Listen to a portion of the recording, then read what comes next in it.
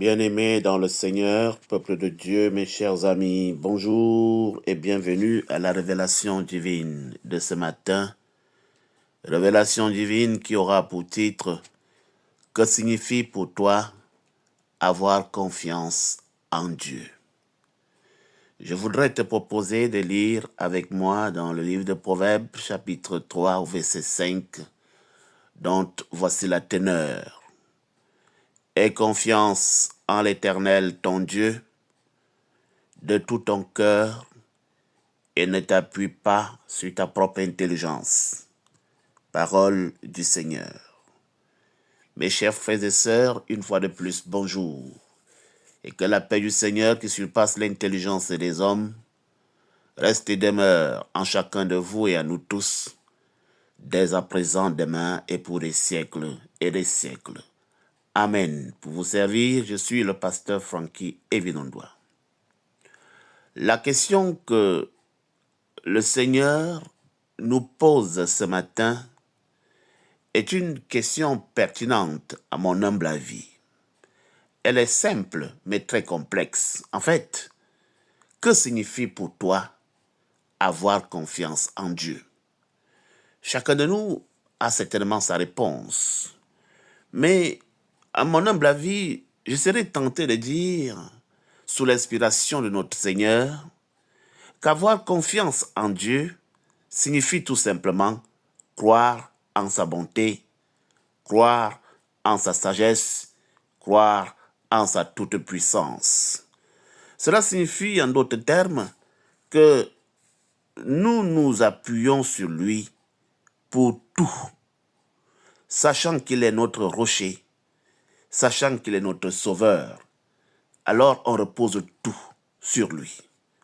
La confiance en Dieu devrait nous permettre de vivre avec paix, de vivre avec sécurité, même dans les moments les plus difficiles.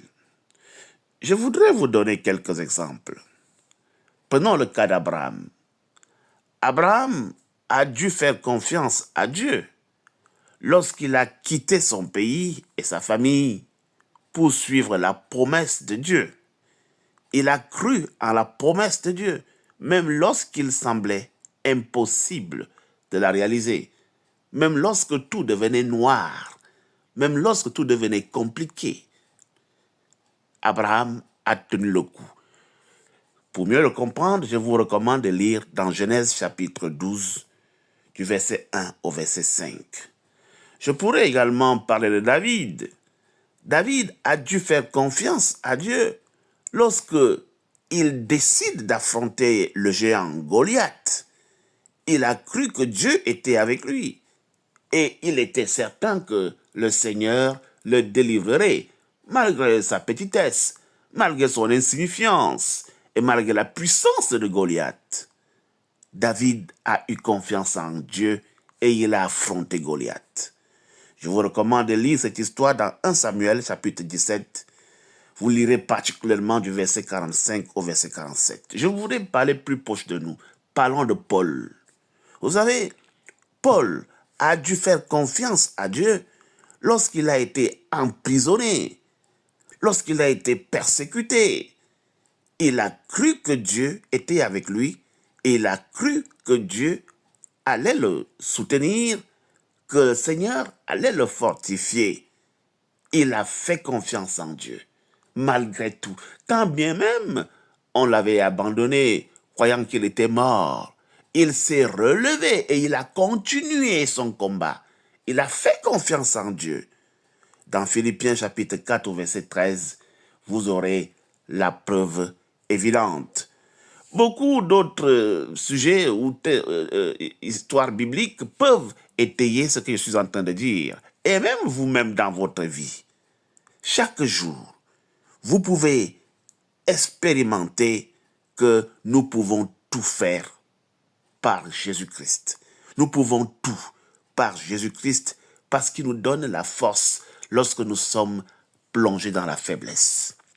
Vous aussi, il vous est arrivé de faire des choses qui dépassent l'entendement humain parce que vous avez cru.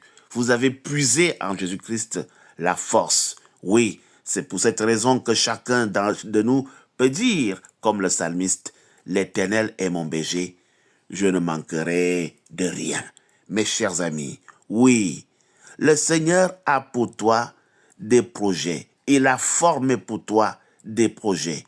L'Éternel a fait pour toi des projets de paix et non des projets de malheur, pour que tu puisses vivre une vie pleine, pour que tu puisses avoir un avenir rassuré. C'est pour cette raison que tu dois faire confiance en Dieu. Tu dois faire confiance en Dieu. Avoir confiance en Dieu, c'est donc t'abandonner en lui, c'est croire que par lui, tout devient possible. Je voudrais donc vous exhorter, mes chers frères et sœurs, dès ce matin, de prendre un moment pour vous rappeler de la présence de Dieu dans votre vie. Peut-être que tu traverses par des moments difficiles. Peut-être que tu as des problèmes graves. Peut-être que tu es malade. Peut-être que tu vis dans le tourment. Je voudrais t'inviter à prendre un moment pour te souvenir et te rappeler que le Seigneur est dans ta vie. Le Seigneur est présent dans ta vie. Ne l'oublie pas. Crois-le. Quelle que soit la situation dans laquelle tu te trouves, crois que le Seigneur est avec toi. Je voudrais te recommander de lire la parole de Dieu. Lis régulièrement la parole de Dieu. Pourquoi? Parce qu'elle va te rappeler que le Seigneur est avec toi et qu'il tiendra ses promesses. Lis la parole de Dieu. Je voudrais te demander également de ne pas garder pour toi tes inquiétudes, de ne pas garder pour toi tes peurs, tes anxiétés. Je voudrais te recommander de les partager avec ton Dieu dans la prière. Abandonne-toi dans la prière. Quel que soit le problème qui te dérange, ne le garde pas pour toi. Partage-le avec le Seigneur par le canal de la prière. Et enfin, je voudrais te préconiser, mon cher ami, de chercher à t'appuyer sur Dieu, plutôt que sur ta propre force ou tes propres ressources, ou alors sur les ressources de ton frère ou de ta sœur. Appuie-toi sur le Seigneur. Que le Seigneur vous bénisse, que le Seigneur vous donne d'avoir une pleine confiance en lui. Prions ensemble. Seigneur, nous voulons te faire confiance. Nous voulons te faire confiance aujourd'hui, demain et pour toujours. Aide-nous à nous souvenir que tu es notre rocher. Aide-nous à nous souvenir que tu es notre sauveur. Donne-nous la foi, Seigneur. Donne-nous la foi pour croire en ta bonté. Donne-nous la foi pour croire en ta puissance. Aide-nous, Seigneur Dieu, à nous reposer en toi, même dans les moments difficiles. Oui, Seigneur Dieu, nous voulons te remercier pour ta présence dans nos vies. Nous voulons te remercier pour tes promesses que tu as faites à nous tous, surtout à ceux qui te font confiance.